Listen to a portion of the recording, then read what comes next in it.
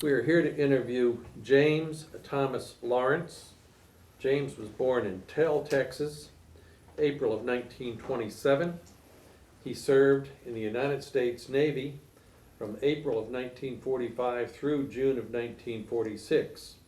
His highest rank attained was Seaman First.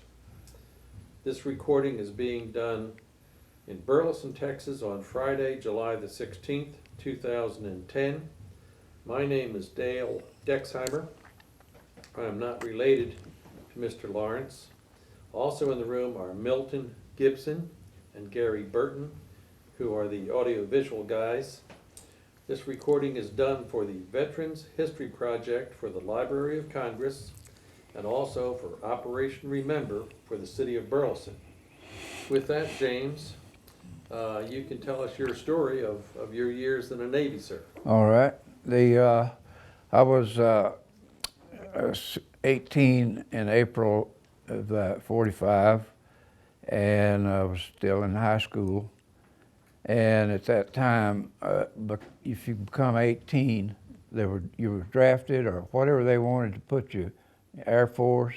But anyway, a couple of guys and myself, we decided we didn't want to go to the Army. So we just marched in three of us, down to the Navy recruiter, down in the post office, down in the, and we said something like, "We'd like to get in," and he said, "I think I can take care of that." And he said, "Now I'll send you over to Little Rock, and we'll take all your tests and get you ready to go, and you'll have they'll give you examinations and every which way." And but anyway, so we went through that. My two buddies, they didn't make it. They didn't pass. One of them had a hernia, and the other one had sometime back in his early years damaged a little bit of his eye. So they said, "Well, you go back to school, and we'll call you when school's over." Okay. So I was 18 in April, and school went on till June, and I received a letter about my birthday. They said, "We're ready if you are." So put on my football jacket and everything, and headed over to Little Rock, and then we went to New Orleans, picked up a number of fellows from I won't say, I guess they call themselves Cajuns, and that was part of the mix. From there, we went to Kansas City, picked up some more fellows, and then we came down to Fort Worth, picked up some more, and went over to El Paso and picked up some more guys.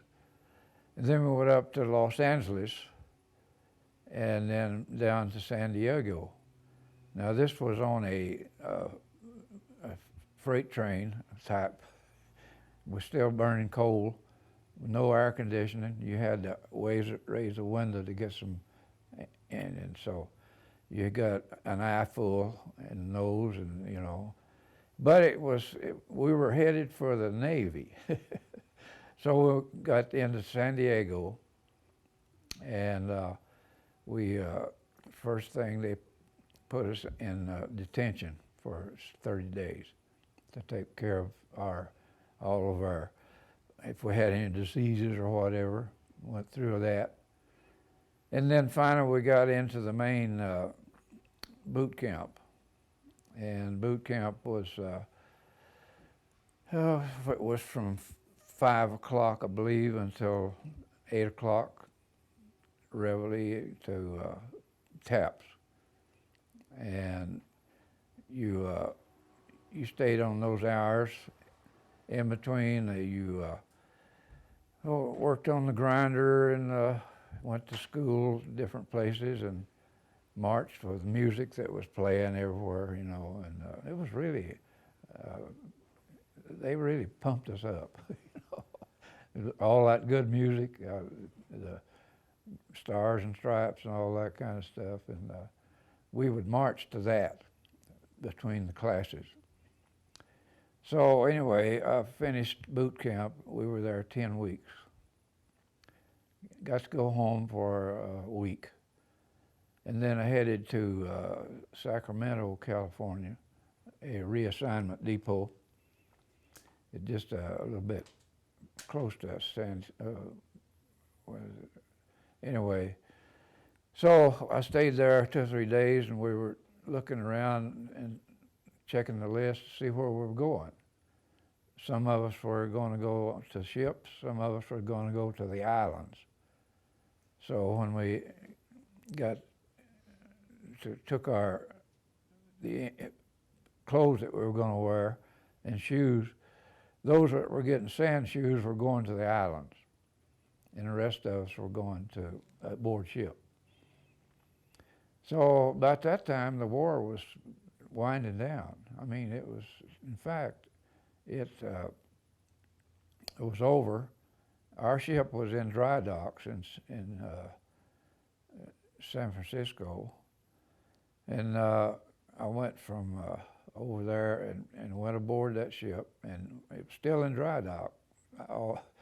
So we've doing a little work on it, and finally we were operational again, and had the full crew, and so we headed out for, I think we had a load of soldiers. You never know who you had. About 3,000, you could take about 3,000 troops, and maybe one of their tanks and a jeep or two. And so we headed out in the Pacific. And the first 2 or 3 days, I was sick as a horse. I mean, the swells coming out of San Francisco under the Bay Bridge and everything, you hit those swells, and and I wasn't very good at that. So anyway, I forget exactly what we first landed, but we took those soldiers to somewhere in the South Pacific, one of the islands, and we would be in the South Pacific, we would go over to another island and pick up some more fellows some of them going back home, the old salts we call them, how many of them were left. And in that round we went to Guam and Manila. Had the biggest shock in Manila. I had never been there, but coming into the bay, everybody's ship was sunk. Ours, theirs, Japanese. You had to win your way through, and the ship had to anchor out. So I was in the boat crew. I had one of the landing craft with a crew of 3 of us. So the main thing we did, we made a mail call and picked up the latest movie. We traded movies and picked up our mail. Everybody's mail went to APO, whatever it was there, you finally picked it up. You ran into it somewhere down in the South Pacific, and I guess that was the way it was in the Atlantic. Anyway, we had an address like an APO. And we went all over the South Pacific and North Pacific. We delivered some fellows to Hokkaido, Japan. No, it was Tsingtao, China first.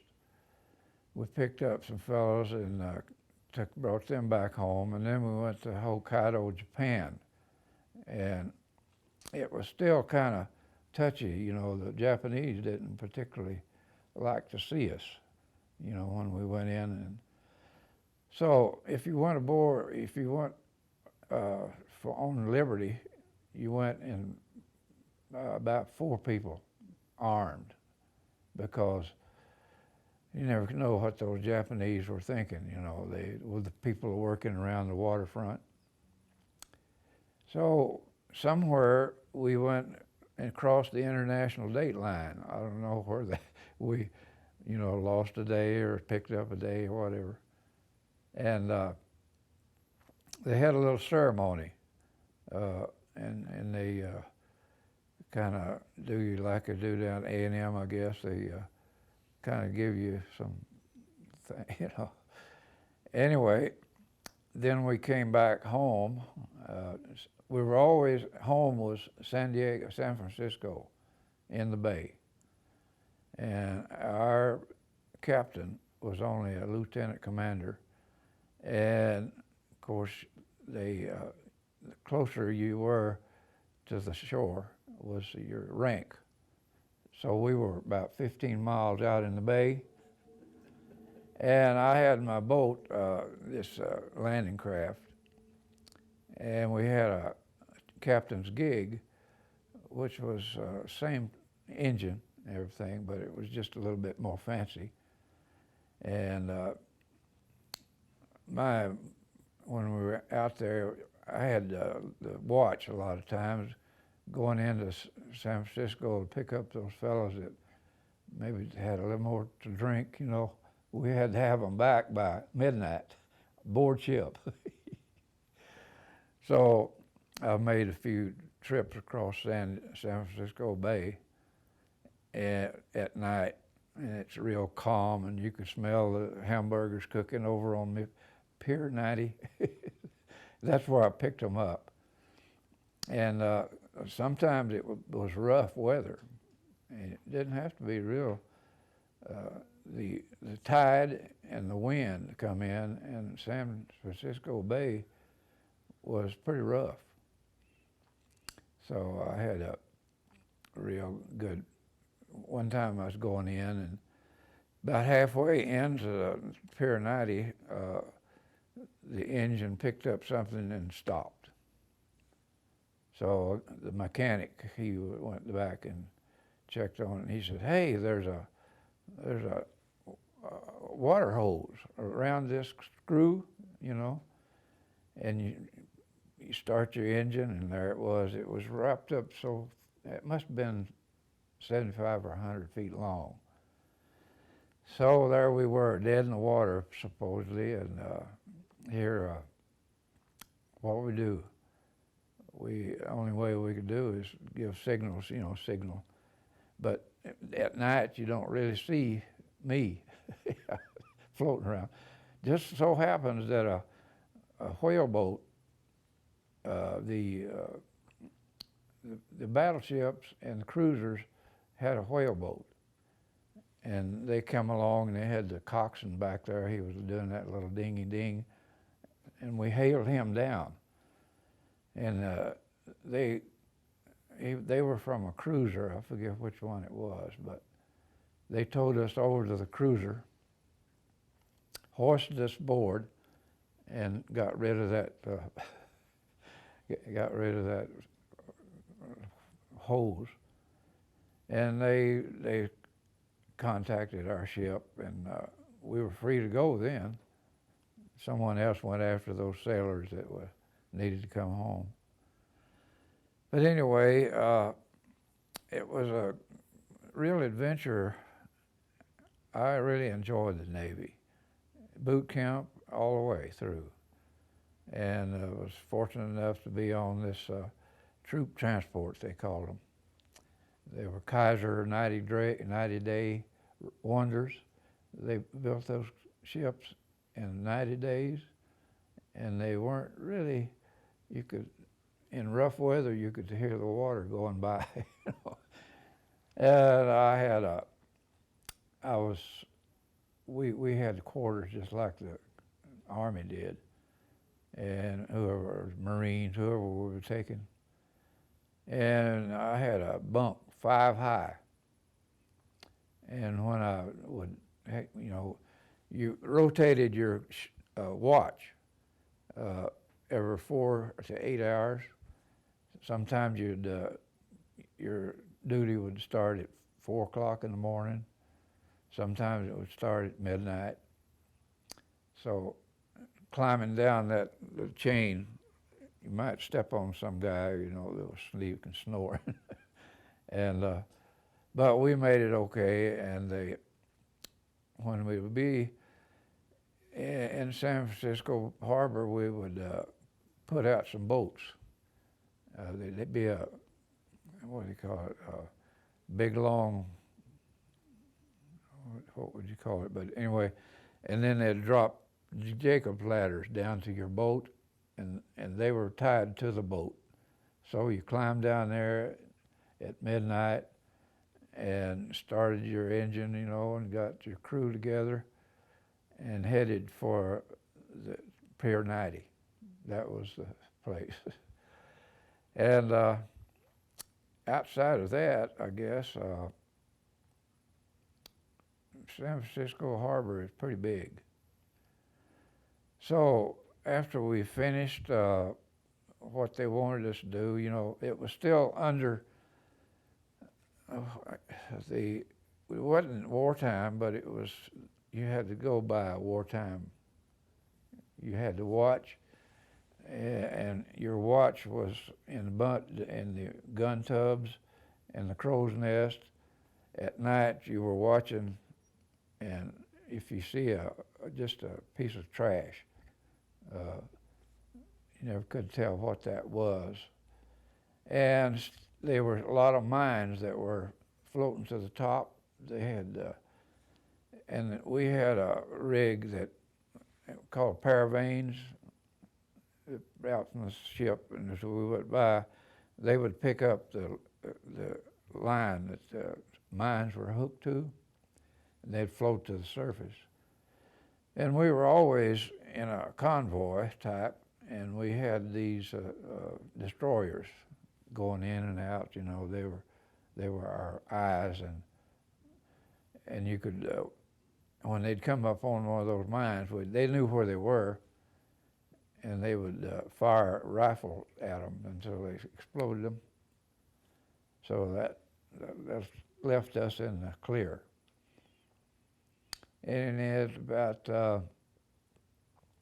in early, well, I guess it was late in '46, they took the ship up to Sacramento, up the river, and mothballed it. We worked for a month or so, just putting everything in mothballs, they called it, you know, wrap it, and I don't know whatever happened to the old ship. I guess they sometime activated it later, I don't know. But then that was my duty in the Navy, and I went to New Orleans for my discharge, and in late '46, and we had to stay around there. The 13th Naval District is in, it's down there, and we hung around there till they got us dispatched from the Navy. And I wasn't very impressed with New Orleans. I thought it ought to have a paint job. You know, you used to go down there and everybody's saying, "Oh, look at that." You know, headquarters of the, what did they call that? But it was a tourist attraction, really. But it needed paint job. So finally was finished with Navy, went home, and then a little aside from that, the crossing the international date line, we had a certificate, and everybody aboard got a certificate, and I'll show it to you directly. It's kind of colorful. Has a lot of mermaids on it, you know. Well, unbeknownst to me, my wife, she was out of East Texas, and her brother was in 70th, 77th Division, and they went all over, and when they got finished with them in Europe, then they sent them to the South Pacific to wind up everything. So we brought him home, unbeknownst to me. I never knew him. I never did know him. He was Army, and he was pretty good barber. And he was giving these guys, wasn't it? We had all those soldiers on board. All they did was play pinochle and stand in line and go to chow. And according to our captain and all, he said people that were we had carried around said we really did feed well, and the Navy did feed good. So anyway, Nodine and I were married down in East Texas there, and her brother was working in the church. He was a song director and part of the church. And he had his certificate too, and he had it in his office. Well, one day his secretary said, "Mr. Sutton, have you really looked at this?" It had, like I say, it had some mermaids with that tops, and everything. And he looked at it, and he took it down. And so the way we got that, well, I was down at his place, and I was looking at his, and then they were visiting up at, we lived in Fort Worth at the time, and we compared those certificates, signed the same date by the same captain, and that I figured I brought him home. I mean, this ship did. The ship, I had a crew for that landing craft. Now this was the regular one that the ramp went down, and you could carry a Jeep maybe in there and a small piece of artillery. And every time we would come in to a port, a lot of times they didn't have a port. We'd have to anchor out. So you put your boat in the water and you went after the soldiers and brought them back and loaded them up on the ship. And that was quite an adventure. And we'd be anchored in San Francisco Harbor, and one time they were selling a boat to somebody else, and we went around the point there, and you were pretty close to the Alcatraz, as close as I ever was to it. The San Francisco area was a beautiful place and cold. You'd wear your pea coat in June and July at night when you were out. But that was their temperature. And that was, of course, and we finished our sailing. We had to unload our ammunition, and we had quite a bit. We had a 5-inch gun on the pantail and a lot of quad 40s and 20 millimeters. And those, it was stored down below, and our job was to get it up on the deck, and they fired a lot of it. They'd fire the big one and shoot the trail, and they were setting these 5-inch gun projectiles, setting them on like a shotgun shell. And we were doing that, and one of them fell over and you should have seen everybody getting on the next deck. I don't know where they would have gone if that whole thing had exploded. And we took those down to a place close to Los Angeles. It was a place where you dumped all your live ammunition. And that was before we took the ship up the river.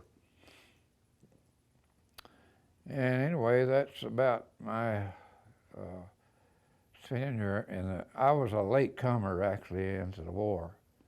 Uh, my older brother he was in the Navy. He was 4 years older than I.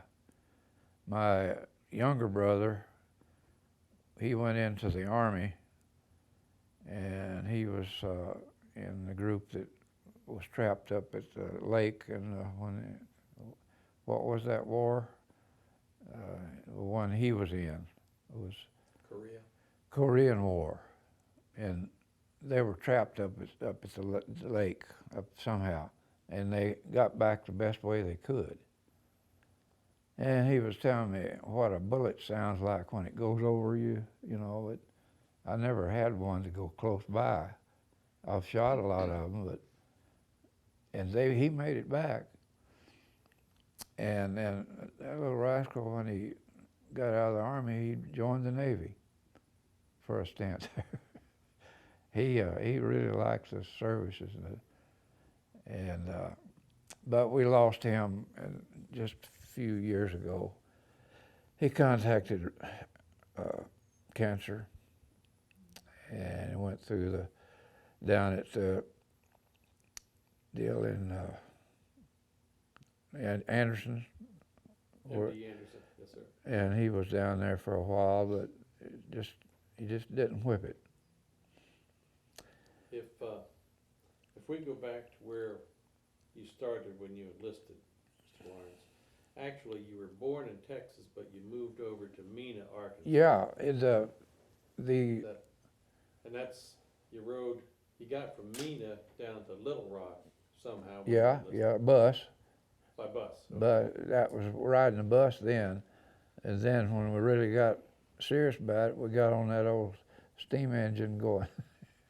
Where that steam engine had to stop and let the freights go by, because freights were more important than we were. There was 120 of us in that on board, and that was our company. You went from Little Rock to New Orleans, to Kansas City, to Fort Worth, to L.A. Yeah, and did we go down to the coast down there where I got my... San Diego? No, well, I'm a little bit dumb now. Down at where they're having all the oil spill now. Oh, yeah. That's where we started. Oh, you The started train. in New Orleans. Well, Okay. we rode the bus to New Orleans, Okay. and then we started gathering all the 120 guys. We had Cajuns, we had old boys from Fort Worth and El Paso, and then up at when we went into California, they called them prune pickers up there, those guys.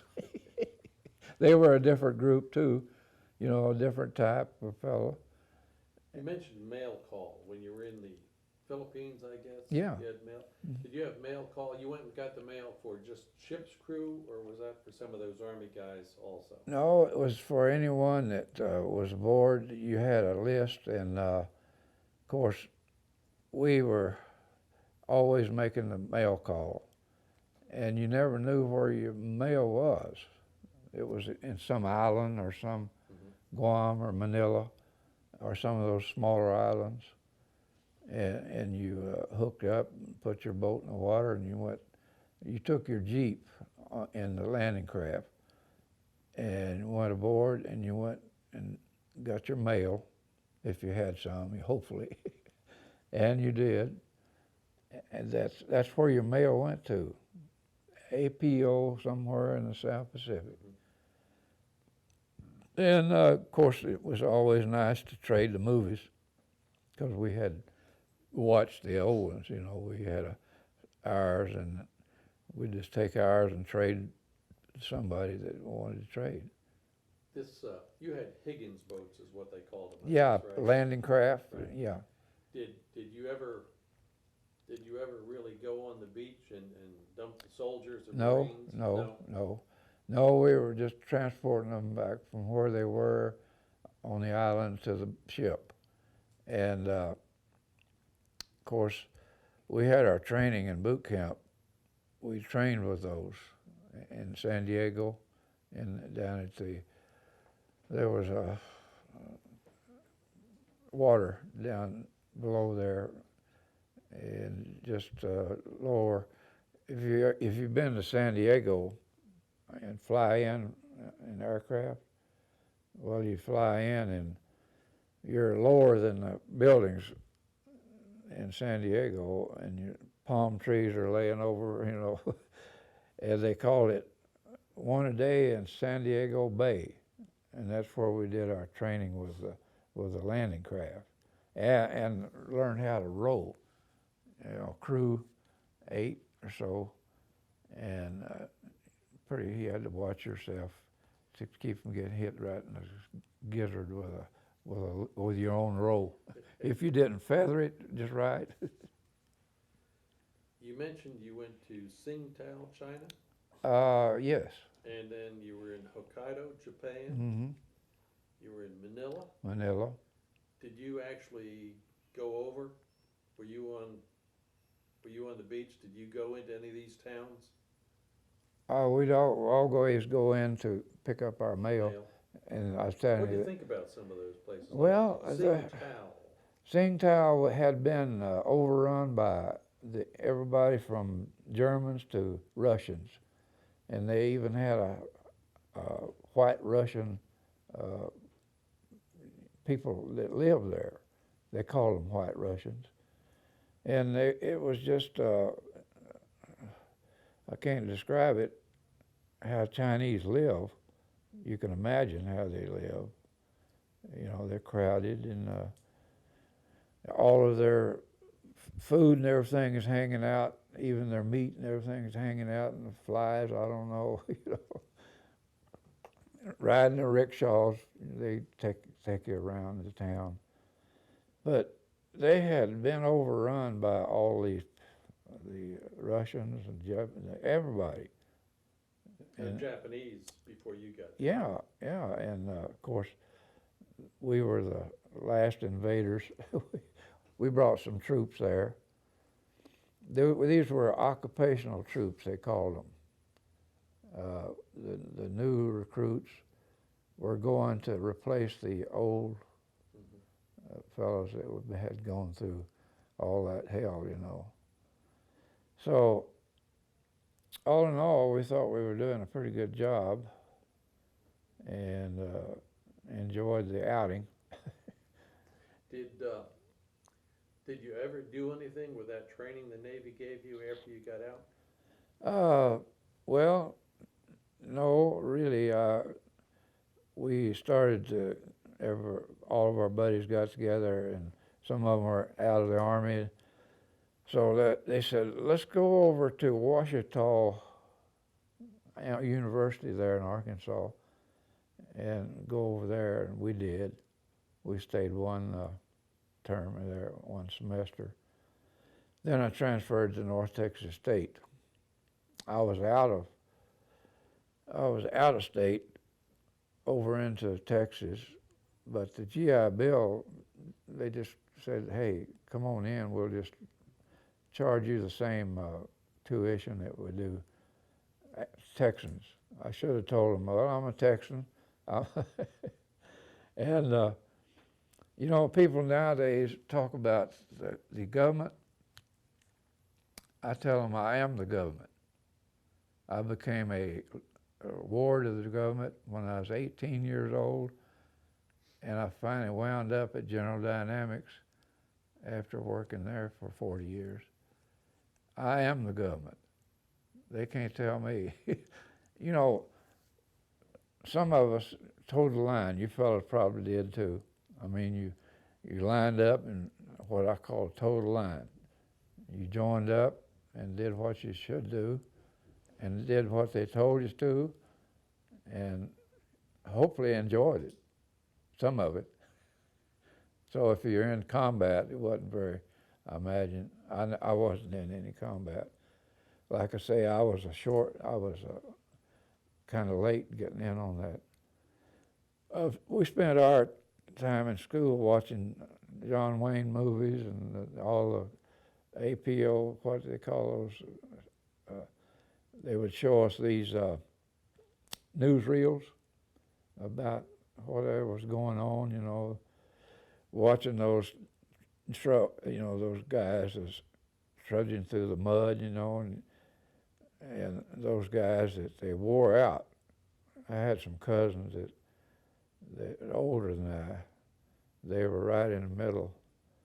They were the first ones to go.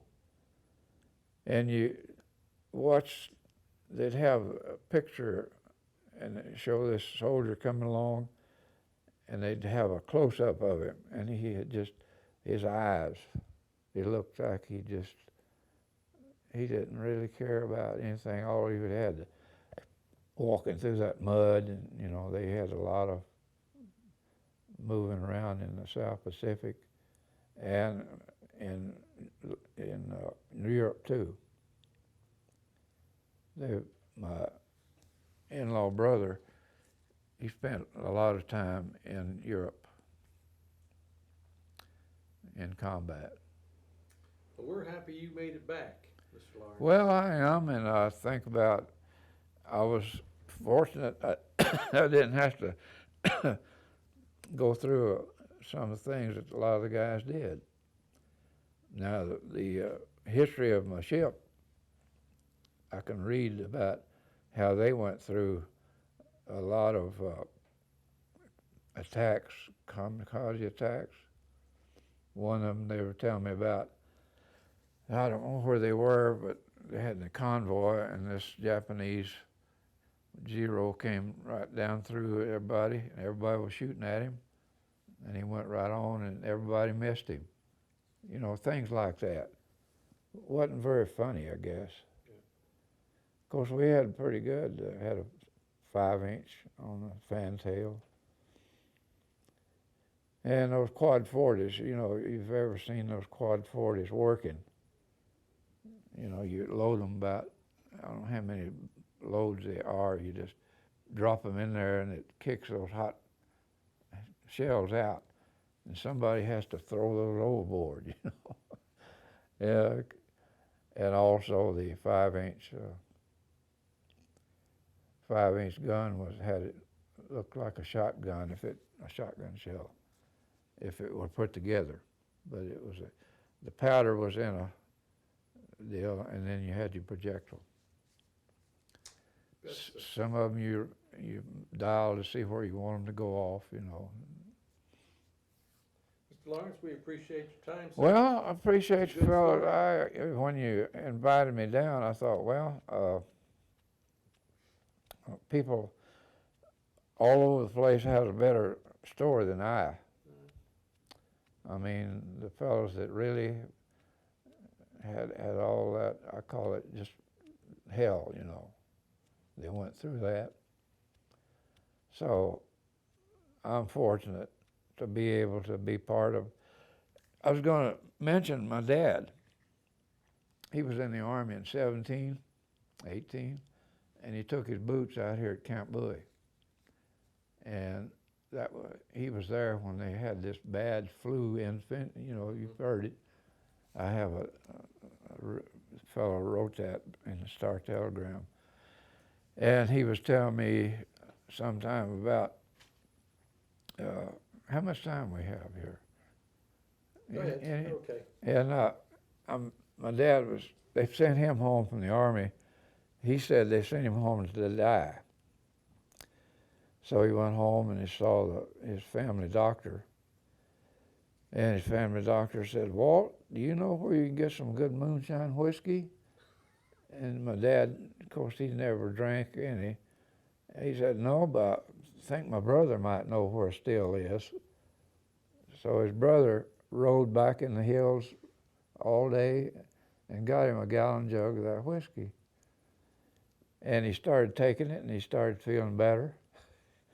And my dad, he lived to be 80, in his later 80s, and he was a specimen, not like me, you know. He was muscled, you know, because he had worked on the farm.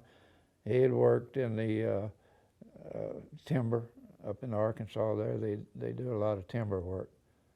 and getting these logs off of the mountains with a team of mules. And that was pretty touchy. Make sure that you didn't run that log over your team or yourself. But anyway, and during the war, too, he was a pretty good carpenter too. He and a buddy was working for the government, building these. First one they went up to,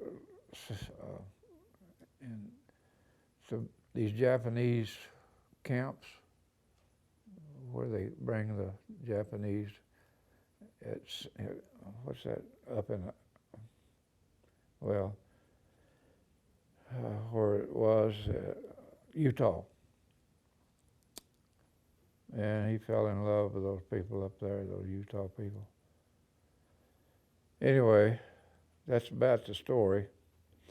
Well, we appreciate you coming by, sir. It's a good story, and we appreciate your time and your time in the service. Well, and we felt like we were doing our part, whatever little part it was. It's all part of the big picture. We were ready.